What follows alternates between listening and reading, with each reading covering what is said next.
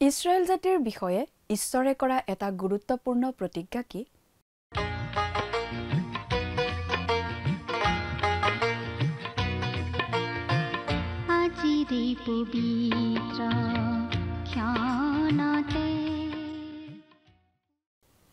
নমস্কাৰ, ভক্তিবচন অনুষ্ঠানলৈ আপোনাক স্বাগতম জনাইছোঁ।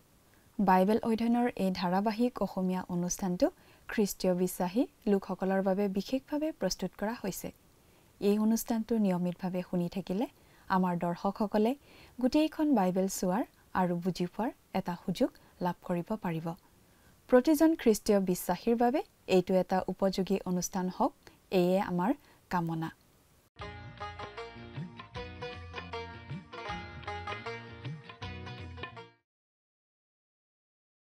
প্ৰিয় দৰ্শক, আমাৰ আগৰটো অনুষ্ঠান যদি আপুনি চাইছিল তেনেহ'লে আপোনাৰ নিশ্চয় মনত আছে যে আমি আগৰ অনুষ্ঠানত এই যিচয় ভাৱবাদীৰ পুস্তকখনৰ 52 নম্বৰ অধ্যায়ৰ 1 নম্বৰ পদৰ পৰা 53 নম্বৰ অধ্যায়ৰ 2 নম্বৰ পদলৈকে পঢ়ি তাৰ ভিত্তিত আলোচনা আগবঢ়োৱা হৈছিল।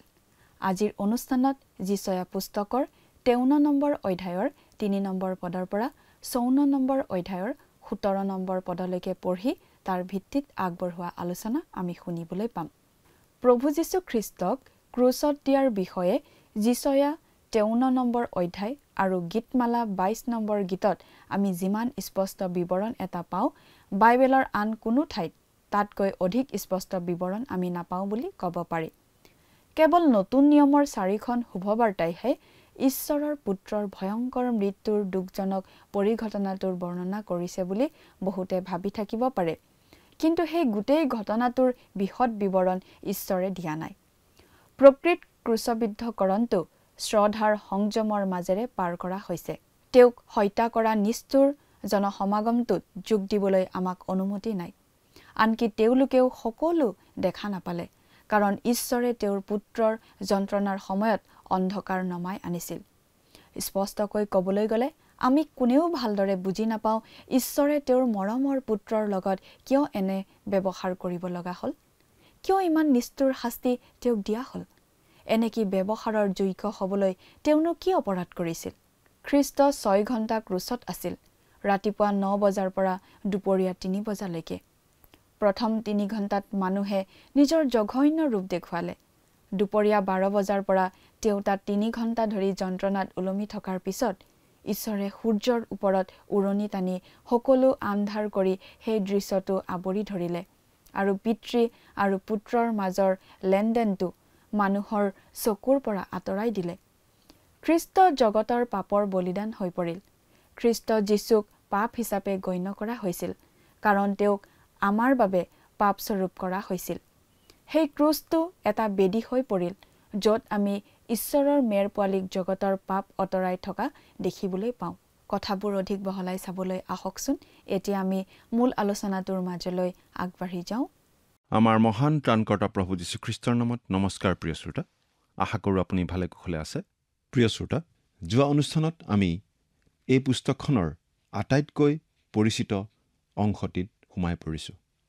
সেইটো হৈছে 53 নম্বৰ অধ্যায়, য'ত আমি প্ৰভু যীশুখ্ৰীষ্টৰ বিষয়ে পাওঁ। তেওঁ আমাৰ হকে কষ্ট সহন কৰাৰ বিষয়টো আমি আলোচনা কৰিছিলোঁ। 53 নম্বৰ অধ্যায়ৰ 1 আৰু 2 নম্বৰ পদ পঢ়ি আমি আলোচনা আৰম্ভ কৰিছিলোঁ, কিন্তু আজিৰ আলোচনাত আমি 3 নম্বৰ পদৰ পৰা আমি প্ৰভু যীশুখ্ৰীষ্টৰ বিষয়ে আকৌ পঢ়িবলৈ পাম।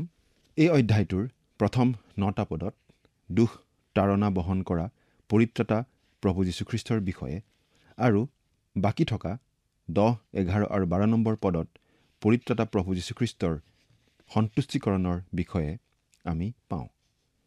এতিয়া প্ৰথমতে আমি 3 নম্বৰ পদৰ পৰা 9 নম্বৰ পদলৈকে পাঠ কৰোঁ আহক। আপোনাৰ লগত যদি বাইবেল আছে অনুগ্ৰহ কৰি চাই যাব।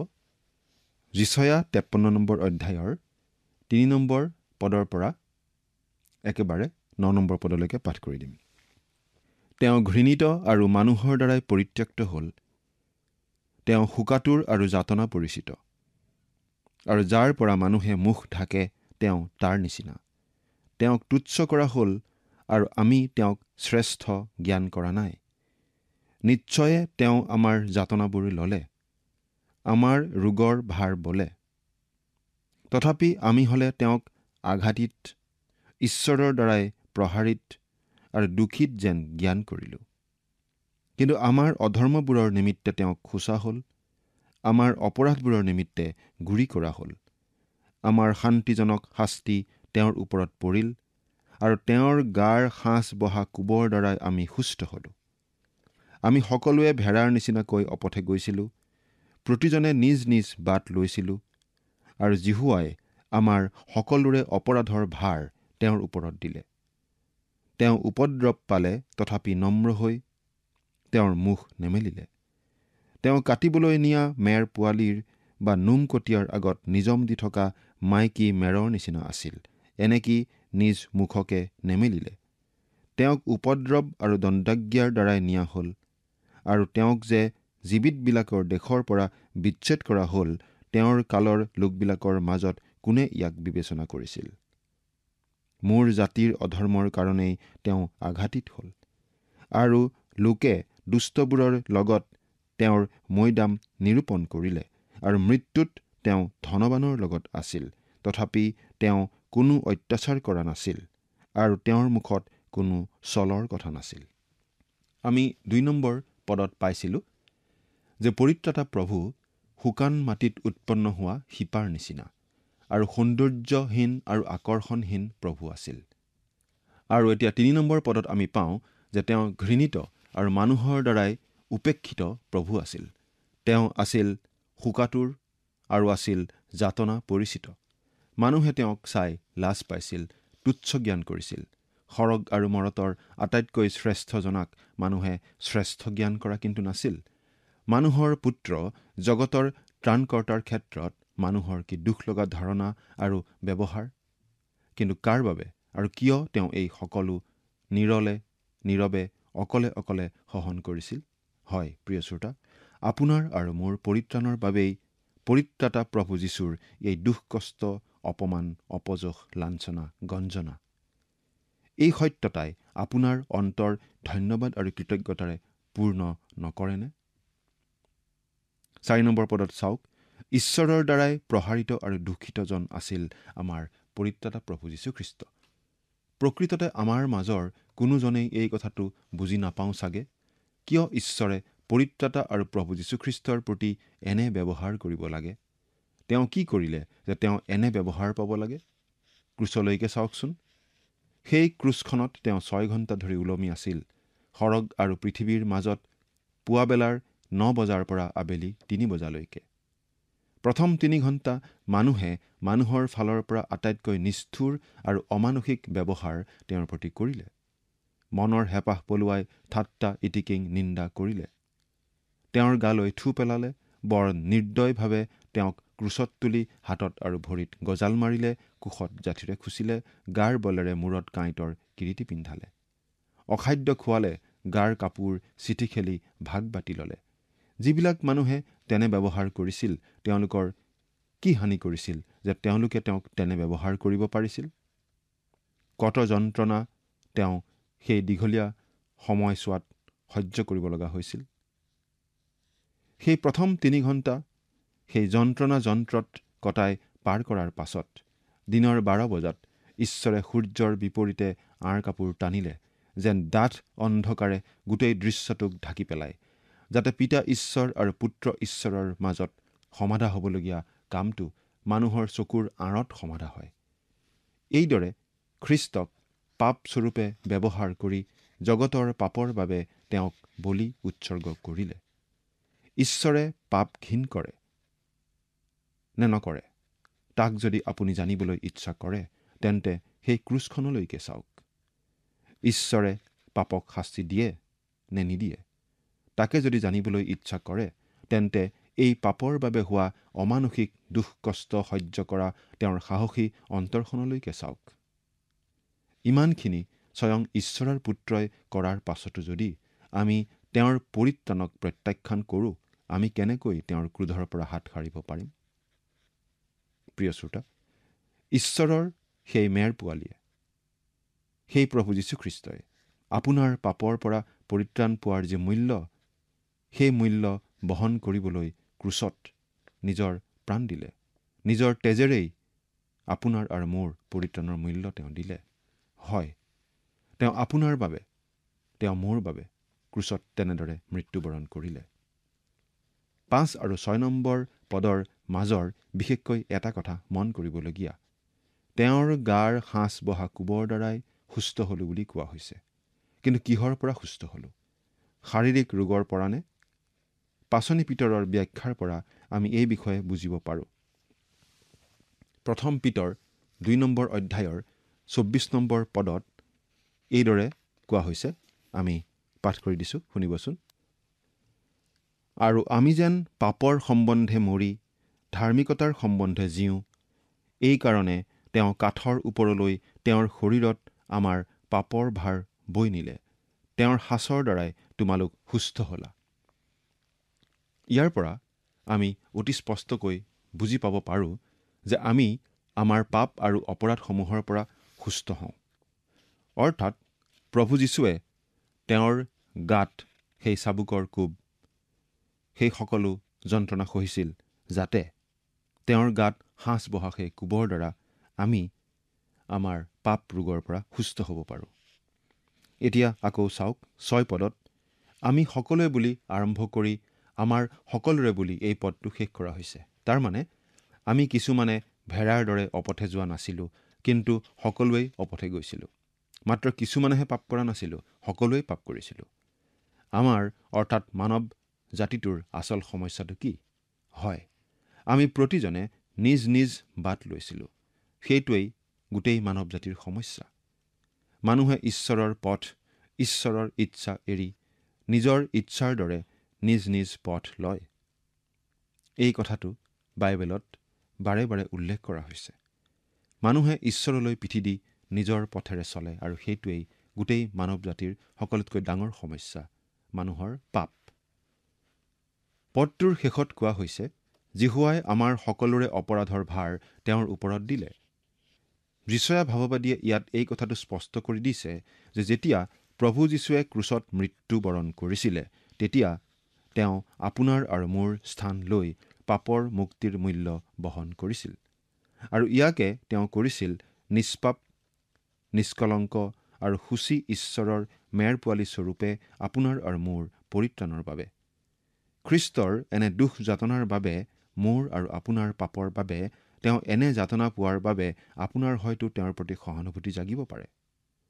কিন্তু তেওঁ কাৰো সহানুভূতি আদায় কৰিবলৈ দুখ যাতনা ভোগ কৰি ক্ৰুচত মৃত্যুবৰণ কৰিবলৈ অহা নাছিল। তেওঁৰ প্ৰতি সহানুভূতিশীল হৈ তেওঁৰ পক্ষ লৈ তেওঁৰ কাৰণে কোনোবা থিয় হ'বলৈকো তেওঁ দুখ ভোগা নাছিল।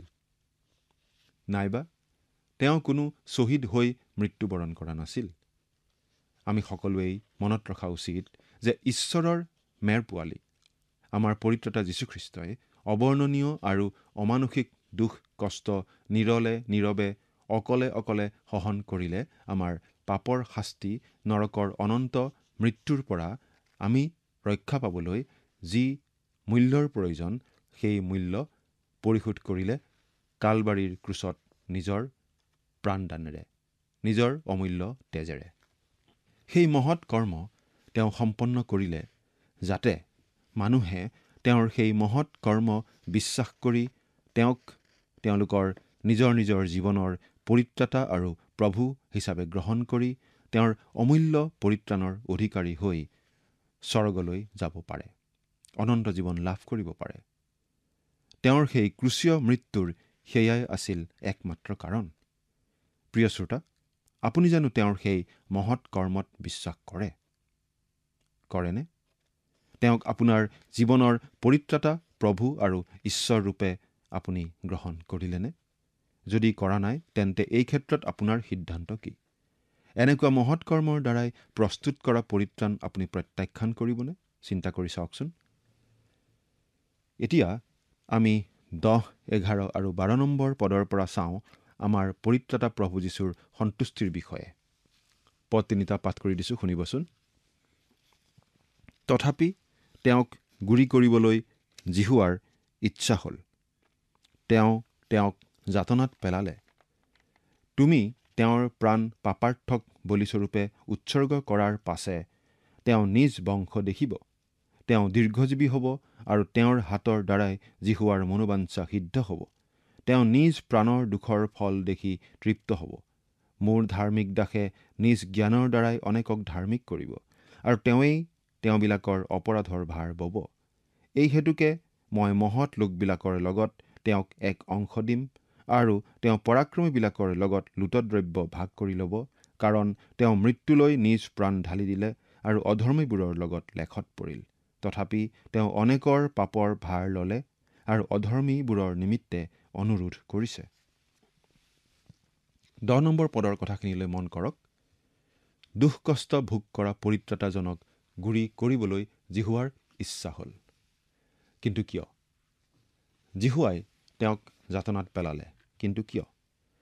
ঈশ্বৰ জিহুৱাই তেওঁক পাপাৰ্থক বলিৰূপে উৎসৰ্গ কৰিলে, কিন্তু কিয়? উত্তৰত কোৱা হৈছে যে এই সকলো কৰাৰ দ্বাৰাই তেওঁ সেইসকলক নিজৰ বংশৰূপে দেখিব, যিসকলে তেওঁক তেওঁলোকৰ জীৱনৰ পৰিত্ৰাতা প্ৰভু আৰু ঈশ্বৰ ৰূপে গ্ৰহণ কৰিব। তেওঁলোকে সৈতে সৰগত চিৰ সহভাগিতাৰে বাস কৰিব আৰু সেইদৰেই তেওঁ মানুহৰ অনন্ত পৰিত্ৰাণৰ কাৰণে জিহুৱা ঈশ্বৰৰ যি মনোবাঞ্ছা তাক সিদ্ধ কৰিলে। হালেলুয়া, হালেলুয়া, ঈশ্বৰৰ গৌৰৱ হওক। 11 নম্বৰ পদত চাওক, এতিয়া আমাৰ এজনা জীৱিত আৰু সদা প্ৰফুল্লিত পৰিত্ৰাতা আছে, কাৰণ তেওঁ আপোনাৰ আৰু মোৰ কাৰণে, গোটেই মানৱ জাতিৰ কাৰণে যি অমানুষিক আৰু অবৰ্ণনীয় দুখ কষ্ট ভোগ কৰিলে, তাৰ বাবে তেওঁ এতিয়া পৰম সন্তুষ্ট। সন্তুষ্ট নহ'বনো কিয়? কাৰণ তেওঁ আপোনাৰ আৰু মোৰ হৈ নৰকৰ স্থান ল'লে, যাতে আপুনি আৰু মই তেওঁৰ সৰগৰ স্থানৰ বাসিন্দা হ'ব পাৰোঁ। সন্তুষ্ট নহ'ব কিয়? কাৰণ তেওঁৰ এই মহৎ কৰ্মৰ গুণেই আজি লাখ লাখ হেৰুৱা প্ৰাণে উদ্ধাৰ লাভ কৰিছে। পাপেৰে কলুষিত প্ৰাণে নিবিচৰা দোষী বিবেকৰ পৰা মুক্তি লাভ কৰিছে। পাপৰ কুষ্ঠ ৰোগৰ পৰা সুস্থ হৈছে। বাইবেলে কৈছে যে এজন হেৰুৱা পাপীও যদি উদ্ধাৰ হয়, তেন্তে সৰগত মহা আনন্দ হয়। সৰগৰ সেই আনন্দ আজি সম্পূৰ্ণ হৈছে, কাৰণ পাপীয়ে ইচ্ছা কৰিলে, সিদ্ধান্ত ল'লে, তেওঁ পৰিত্ৰাণ লাভ কৰাৰ পথ প্ৰভু যীশুৱে প্ৰশস্ত কৰিলে কালবাৰীৰ ক্ৰুচত নিজৰ প্ৰাণ বিসৰ্জন দি। সেয়ে আজি তেওঁ পৰম সন্তুষ্ট। সেয়ে আজি আমাৰ এজনা সুখী পৰিত্ৰাতা আছে। এনে সুখী পৰিত্ৰাতাৰ উপস্থিতিত আমাৰ কি সুখৰ জীৱন হ'ব আপুনি কল্পনা কৰি চাওক। আপুনি তেওঁৰ সন্তুষ্টিত আৰু অধিক সন্তুষ্টি লগাব পাৰে আৰু তেওঁৰ আনন্দ আপুনি বঢ়াব পাৰে। তেওঁ আপোনাক দান কৰিবলৈ ইচ্ছা কৰা অনন্ত জীৱনৰ উপহাৰখিনি গ্ৰহণ কৰি। তেওঁ আপোনাৰ পৰা একো বিচৰা নাই, তেওঁহে আপোনাক দিবলৈ ইচ্ছা কৰিছে। বাইবেলত এনেদৰে কোৱা হৈছে, ৰোমিয়া 4 নম্বৰ অধ্যায়ৰ 5 নম্বৰ পদত আমি এনেদৰে পঢ়িবলৈ পাওঁ। পাঠ কৰি দিছোঁ। কিন্তু যিজনে কৰ্মকাৰী নহৈ ঈশ্বৰ ভক্তিহীনক ধাৰ্মিক বুলি গণিত কৰা জনাত বিশ্বাস কৰে, তেওঁৰ সেই বিশ্বাস ধাৰ্মিকতাৰ অৰ্থে গণিত হয়। এয়া ৰোমিয়া 4 নম্বৰ অধ্যায়ৰ 5 নম্বৰ পদ। আপুনি কৰিবলগীয়া একমাত্ৰ কামটো হৈছে আপুনি য'তেই আছে, যি অৱস্থাতেই আছে, তাতেই থাকি তেওঁক গ্ৰহণ কৰাটো। তেওঁ আপোনাক ক্ৰুচখনৰ গুৰিলৈ মাতিছে, কাৰণ তাতেই আপোনাৰ পাপৰ ক্ষমা আছে।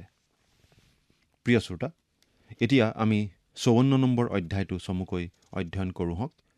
এই অধ্যায়টোত পুনৰ গোটোৱা আৰু উদ্ধাৰ পোৱা জিহুৱাৰ ভাৰ্যা, আনন্দিত আৰু ধাৰ্মিকা উদ্ধাৰপ্ৰাপ্তা জিহুৱাৰ ভাৰ্যাৰ কথা আমি পাওঁ, অৰ্থাৎ জেৰুচালেমৰ কথা, ইছৰাইলীয়া জাতিৰ কথা।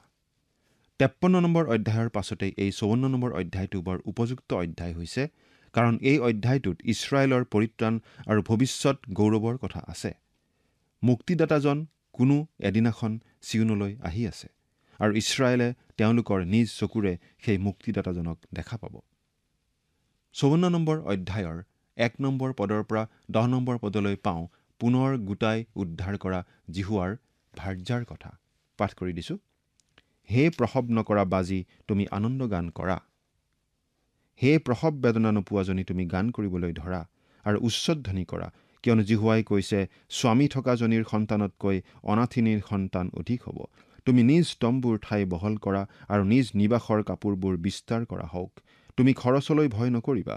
তোমাৰ নিজ জৰি দীঘল আৰু খুঁটিবোৰ শকত কৰা, কিয়নো তুমি সোঁহাতে আৰু বাওঁহাতে বিস্তাৰিত হ'বা, আৰু তোমাৰ সন্তানবিলাকে জাতিবিলাকৰ আধিপত্য ভোগ কৰিব, আৰু ধ্বংস হোৱা নগৰবোৰ মানুহৰ বাসস্থান কৰিব। তুমি ভয় নকৰিবা, কাৰণ তুমি লজ্জিত নহবা, বিবৰ্ণ নহবা, কিয়নো তোমাক লাজত পেলোৱা নাযাব।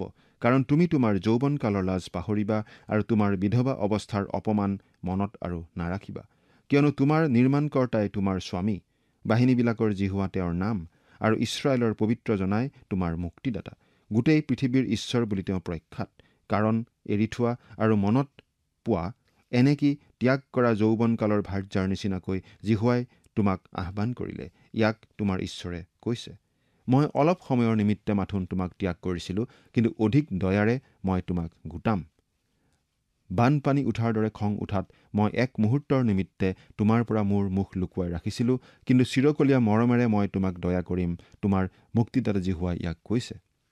কিয়নো মোৰ আগত এয়ে নোহৰ কালৰ জলসমূহৰ নিচিনা। সেই নোহৰ কালৰ জলসমূহে পুনৰাই পৃথিৱীক আপ্লাৱন নকৰিব বুলি মই যেনেকৈ শপত কৰিছিলোঁ, তেনেকৈ মই এতিয়াও শপত কৰিছোঁ যে মই তোমালৈ ক্ৰুদ্ধ নহওঁ আৰু তোমাক ধমকিও নিদিওঁ। কাৰণ পৰ্বতবোৰ গুচি যাব আৰু গিৰিবোৰ স্থানান্তৰ হ'ব, কিন্তু মোৰ দয়া তোমাৰ পৰা নুগুচিব, আৰু মোৰ শান্তিজনক নিয়মটি লৰচৰ নহ'ব। তোমাৰ অনুগ্ৰহ কৰোতা জিহুৱাই ইয়াকে কৈছে। মুক্তিয়ে মানুহৰ মুখত গীত দিয়ে। আজি মই গীত গাব নোৱাৰোঁ, কিন্তু শেষৰ দিনা নিশ্চয় গাব পাৰিম, কাৰণ গান গাব নোৱাৰা অৱস্থাৰ পৰাও সেইদিনা মোৰ মুক্তি হ'ব। 1 নম্বৰ পদত প্ৰসৱ নকৰা বন্ধ্যাজনী কোন? সেয়া ইছৰাইল। অতীতত ইছৰাইল বন্ধ্যা আছিল, কিন্তু বন্ধ্যা ছাৰাৰ গৰ্ভলৈ সন্তান অনাৰ নিচিনাকৈ বন্ধ্যা ইছৰাইলকো আশীৰ্বাদ কৰাত ইছৰাইলো মাতৃ হোৱাৰ সন্মান প্ৰাপ্ত কৰিলে, আনন্দতে গান গাব পৰাৰ কাৰণ বিচাৰি পালে। সেয়ে ক্ৰুচীয় যাতনাৰ অধ্যায় 53 নম্বৰ অধ্যায়টোৰ পাছতেই যিটো বিষয় এই 54 নম্বৰ অধ্যায়ত উল্লেখ কৰা হৈছে, সেইটো হৈছে গান কৰা। ইছৰাইলক গান কৰিবলৈ মতা হৈছে। যুগ যুগ ধৰি অতীতত, আনকি এই বৰ্তমানতো ইছৰাইলে গান গোৱা নাই, গান গাব পৰা হোৱা নাই। ইছৰাইল এতিয়াও বন্ধ্যা, কিন্তু ইছৰাইলৰ এই অপমানৰ কাল উৰ পৰিব। তাইৰ আনতকৈ অধিক সন্তান হ'ব, আৰু বন্ধ্যা অৱস্থাৰ পৰা মুক্তি পোৱা সন্মানিতা মাতৃস্বৰূপা ইছৰাইলে শেষৰ দিনা মুক্তিৰ গান গাব পাৰিব। 2 নম্বৰ পদত আমি পাওঁ যে ইছৰাইলে তেওঁলোকৰ অংগীকৃত ভূমি, অৰ্থাৎ তেওঁলোকৰ বাবে নিৰ্দিষ্ট কৰা, চিহ্নিত কৰা সম্পূৰ্ণ 300,000 বৰ্গ মাইলৰ ভূমি কেতিয়াও দখল কৰা নাই, কিন্তু সম্পূৰ্ণ ভূমি তেওঁলোকে প্ৰভুৰ নিৰ্দিষ্ট সময়ত দখল কৰিব। সম্পূৰ্ণ ভূমি 300,000 বৰ্গ মাইল বুলি আমি যিহুচোৱা 1 নম্বৰ অধ্যায়ৰ 4 নম্বৰ পদত পাওঁ। 3 নম্বৰ পদত সেয়েহে কোৱা হৈছে, অন্যান্য পৰজাতিবিলাকে তেওঁলোকৰ বিস্তৰ ভূমিত বসবাস কৰি আছে। শেষৰ দিনা, অৰ্থাৎ প্ৰভুৰ 1000 বছৰ ৰাজত্বৰ কালত সেইবোৰ পুনৰ ইছৰাইলে দখল কৰিব। 5 নম্বৰ পদ, সেইদিনা প্ৰভুৱে তেওঁলোকক নিজৰ মুক্তিপ্ৰাপ্ত কৰা লোকৰূপে আঁকোৱালি ল'ব। 6 নম্বৰ পদত আমি পাওঁ, ব্যভিচাৰ কাৰ্যৰ বাবে ইছৰাইল ঈশ্বৰৰ পৰিত্যক্ত ভাৰ্যাস্বৰূপে আছে, কিন্তু শেষৰ দিনা ইছৰাইলে অনুতপ্ত হৃদয়েৰে প্ৰভুৰ গুৰিলৈ ঘূৰি আহিব আৰু প্ৰভুৰ ক্ষমা লাভ কৰিব। 7 নম্বৰ পদত যিহৰ বাবে আজি আমি কেতিয়াবা প্ৰভুৱে ত্যাগ কৰাৰ দৰে উপলব্ধি কৰোঁ, সেই উপলব্ধিৰ এক চিকুটো সেইদিনা নাথাকিব। 10 নম্বৰ পদত আমি পাওঁ, ঈশ্বৰে কৰা অংগীকাৰ তেওঁ কদাপি ভংগ নকৰিব, আৰু আমি জানো যে আমাৰ ঈশ্বৰ সত্যবাদী ঈশ্বৰ। 11 নম্বৰ পদৰ পৰা 17 পদলৈ আমাক কোৱা হৈছে যে জিহুৱাৰ মুক্তিপ্ৰাপ্ত ভাৰ্যাৰ আনন্দ আৰু ধাৰ্মিকতাৰ বিষয়ে। ইছৰাইললৈ এদিন সান্তনা আহিব, আৰু ঈশ্বৰৰ জ্ঞানে গোটেই পৃথিৱী আৱৰিব। শান্তি কেওদিশে সৰ্বত্ৰে বিৰাজ কৰিব, ভয় শংকা নোহোৱা হ'ব। ধাৰ্মিকতাৰ প্ৰভাৱে সকলোকে প্ৰভাৱান্বিত কৰিব। প্ৰিয় শ্ৰোতা, ইছৰাইলৰ লগতে প্ৰভু যীশুত বিশ্বাস কৰা প্ৰতিজন বিশ্বাসীয়ে তেনেকুৱা গৌৰৱময় দিন দেখিবলৈ পাব। আপুনিও পাবনে বাৰু? চিন্তা কৰি চাওকচোন। ঈশ্বৰ আপোনাৰ সহায় হওক।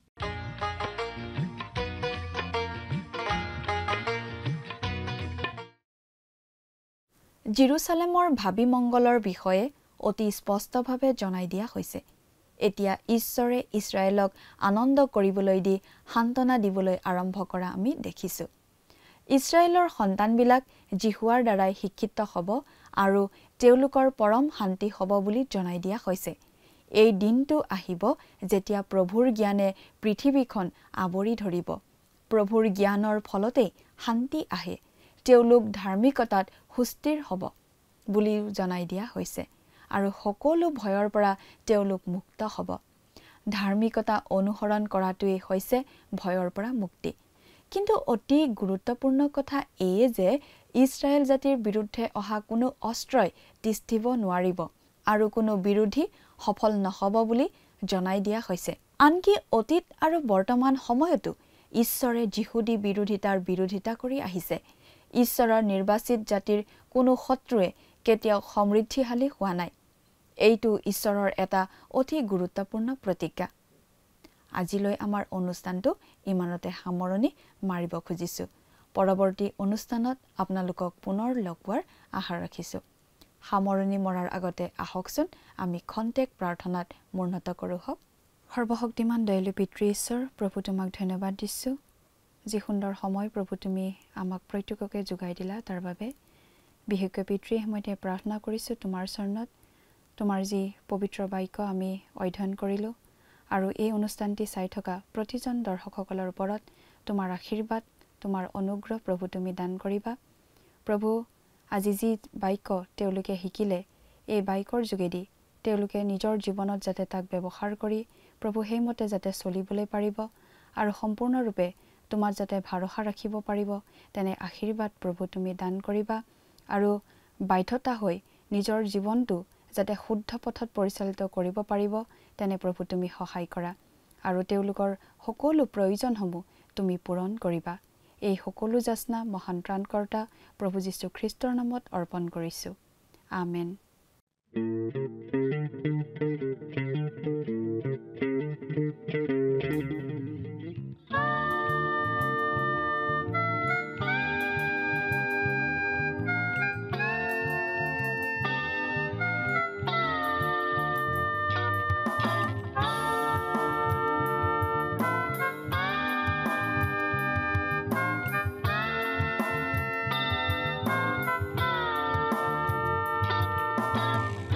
আজি আছো আমি কাইলৈ নাই, জীৱনথিৰ শুনাহে মানুহ ভাই, কি হ'ব মিছাতে পৰিচিকা চাই, গধূলি দেখিবা প্ৰভাত পৰহি যায়।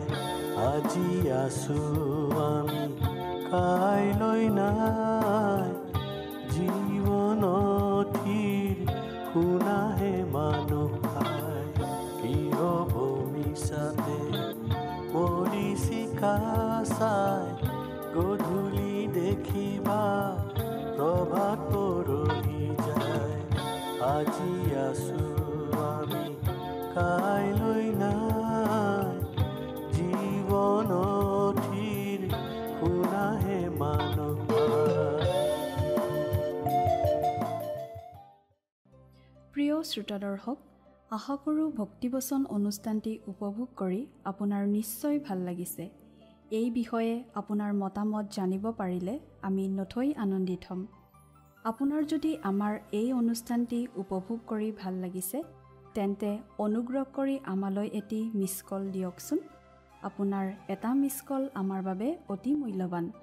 প্ৰতিটো মিছ কল দিয়া সকলৰ মাজৰ পৰা এজন বিশেষ দৰ্শকক বাছি লৈ সপ্তাহৰ শেষত পুৰস্কৃতও কৰা হ'ব। মিছ কল দিয়া নম্বৰটো হৈছে 0444908125।